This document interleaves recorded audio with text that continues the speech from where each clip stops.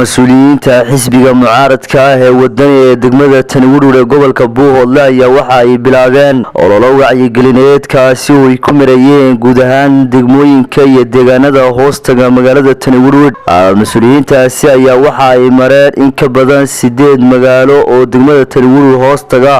kuwaasi oo kamid ah goobaha laga qaatay kaarka codbixinta. Ay dadkaasi ku wacyigelinayeen sidii ay u codeyn lahaayeen maalinta 13 oo maalmo kooban ay naga xigaan. Odayaasha waxgaradka dhalinyarada haweenka deegaanadaasi ayaa dhamaantood sheegay in kaarkooda codbixinta ay siinayaan xisbi mucaaradeedkaasi wadani. Waxaana mas'uuliyiintani ay ka ballan qaadeen cid kasta oo kaar haysata in iyagu meeshooda ay ugu tagayaan. maanta waxaan joognaa magaalada Geddar xanuun nimiyana waa gudidii ololaha kaambeenka degmada Wuruud iyo nawaaxigeeda odayaashii badhanaayada taagan arinta xanuun wacyigelinta in dadku ay yimaadaan Geddar waa la isugu soo guuray roob baa helay in ay ka soo qayb galaan maalinta 13 November si aan codkooda loo waayin dadka soo guuray ay yimaadaan goobahoodii loona qaado baabuurtii lagu qaadi lahaa loo keeno wacyigelintaas aan u soconay Geddar magaalada aad baaxad weyn dadkeeda iyo dalkeedu waxay taageersan yihiin xisbiga wadani dad ka haysatay ka haysanba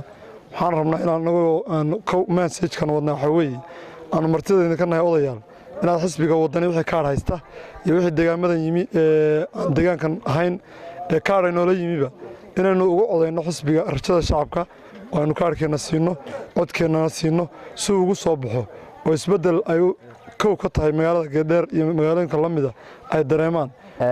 xisbiga wadani waa soo dhaweynaa deegaanka kan horay ahayd in ma garanaysaa wixii uu xaq u leeyahay loo keeno waxaanu taageersanahay xisbiga wadani sida ayaanu taageersanahay iminkana waa taageerinaa waana ku soo dhaweynaa waanu taageersanahay oo codkayagaba aanu siinaynaa xisbiga la yiraahdo wadani inta ka bacdi dadka isu soo guuray ee deegaamada diiwaangelinta iyo waxaan u sheegaynaa inay la soo diyaar garoobaan oo ay ku diyaar garoobaan goobihii ay ka qaateen codka ay ka qaateen ee diiwaangelintu ay ka dhacday iyadoo ah hawlgalka la fududeynayo si aad iyo aad u qiimo badan ku soo dhaweynayna deegaanka Geddar ahna mas'uuliyiintii deegaanka Geddar waxaanu ku soo dhaweynaynaa gacmo furan soo dhaweyn walaal waxay diyaar u yihiin oo heegan u yihiin xisbiga wadani inay taageeraan ayay diyaar u yihiin annana saasaan odayaal lagu nahay kaararkoodiina maamulka wadani haatan xisbiga aanu u aaminsanahay taageersanahay aan aaminsanahay inuu talada qaban doono isagana waa salaamayna waxaan ku salaamayna gacmo furan baanu ku qiimeyn baanu iyadana isagana siinaynaa si aad iyo aad u qiimo badan ayaanu hawshaana tixgelin u siinaynaa annaguna saasaanu diyaar u arrintan ayaa ku soo beegmaysa xilli deegaano fara badan oo laga qaatay kaarka codbixinta dadkii deganaa oo ahaa reer guuraa ay u safreen ama ay u hayaameen meelo fogfog xilligii bilowga dayrta